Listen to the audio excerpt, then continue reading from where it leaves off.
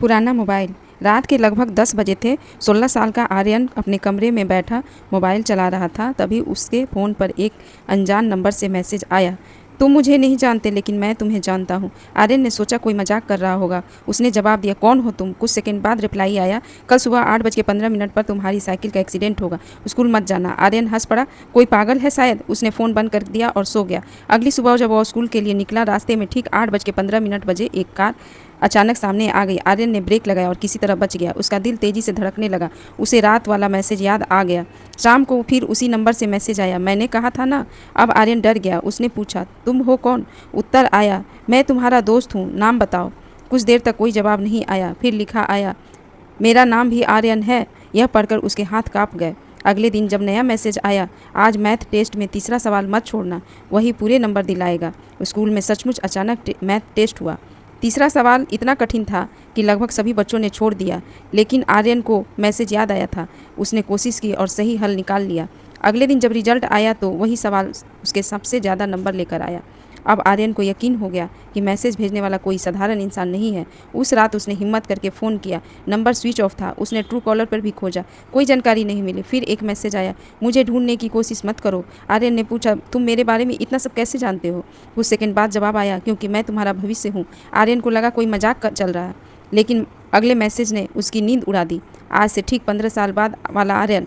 अब कहानी और अजीब होने लगी।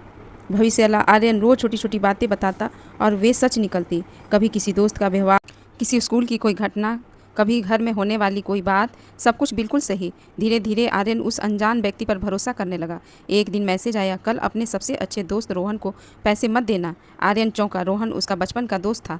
अगले दिन रोहन उसके पास आया। उसने कहा, यार मुझे बहुत ज़रूरी काम है, 5,000 रुपये चाहिए। आर्यन को मैसेज याद आया। उसने मना कर दिया। रोहन नाराज़ हो गया। दोनों की लड़ाई हो गई।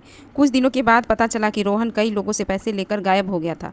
आर्यन बच गया। अब भविष्य वाला आर्यन उसे लगातार सलाह देने लगा और उसकी ज़िंदगी बेहतर होती चली गई। पढ़ाई में सफलता, प्रतियोगिताओं में जीत, दोस्तों में सम्मान, सब कुछ। लेकिन एक दिन एक ऐसा मैसेज आया जिसने सब बदल दिया। मैसेज था, 15 जुलाई को शाम 6 बजे पार्क मत जाना। बस इतना ही, कोई कारण नहीं, कोई जानकारी नहीं। 15 जुलाई आ गई। शाम के 5:30 बजे उसकी दोस्त सिया का फ़ोन आया। वह रो रही थी, आर्यन प्लीज़ पार्क आ जाओ, मुझे तुम्हारी मदद चाहिए। आर्यन उलझ गया।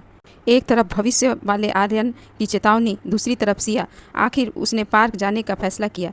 पार्क पहुंचते ही उसे सिया दिखाई दी, लेकिन उसी समय तेज बारिश शुरू हो गई। सभी लोग भागने लगे। तभी एक बड़ा पेड़ टूटकर नीचे गिर गया। पेड़ ठीक उसी जगह गिरा जहां कुछ सेकंड पहले आर्यन खड़ा था। वह बाल बाल बच गया। रात को मैसेज आया, मैंने तुम्हें रोका था। आर्यन ने लिखा, अगर तुम भविष्य से हो तो मुझे सब कुछ बता दो।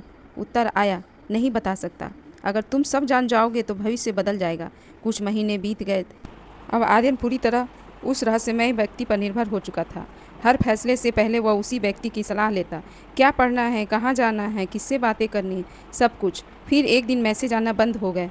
एक दिन, 2 दिन, एक हफ्ता, एक महीना, कुछ नहीं। आर्यन परेशान हो गया। उसकी आदत बन चुकी थी। उसे लगा कि वह अकेला है।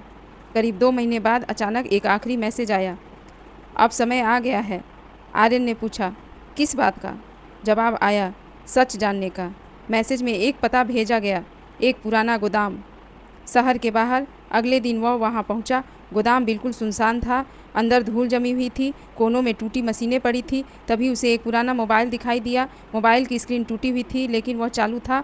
मोबाइल के वॉलपेपर पर जो तस्वीर थी उसे देखकर आर्यन के पैरों तले ज़मीन खिसक गई। वह तस्वीर उसकी खुद की थी, लेकिन उम्र के लगभग 30 साल। मोबाइल में सिर्फ एक रिकॉर्डिंग थी। आर्यन ने प्ले किया। रिकॉर्डिंग में एक आदमी की आवाज़ थी, अगर तुम यह सुन रहे हो तो इसका मतलब है कि योजना सफल हो गई। मैं भविष्य वाला आर्यन हूँ। 15 साल बाद मेरी ज़िंदगी बर्बाद हो गई थी। मैंने गलत फैसले लिए, गलत लोगों पर भरोसा किया, अपनों को खो दिया, और मुझे यह पुराना मोबाइल मिला। इस मोबाइल की मदद से मैं अतीत में सिर्फ मैसेज भेज सकता था। इसलिए मैंने तुम्हें चेतावनी दी, लेकिन तुम मेरी गलतियां न दोहराओ। रिकॉर्डिंग खत्म होने वाली थी, लेकिन आखिरी लाइन सुनकर आर्यन स्तब्ध रह गया। और सबसे बड़ी गलती अभी बाकी है। आज रात 11 बजे तुम्हें एक कॉल आएगी। अगर वह कॉल उठाई तो सब खत्म हो जाएगा। रिकॉर्डिंग समाप्त हो गई। आर्यन का दिल तेजी से धड़कने लगा। रात के 11 बजने में अभी कुछ घंटे बाकी थे।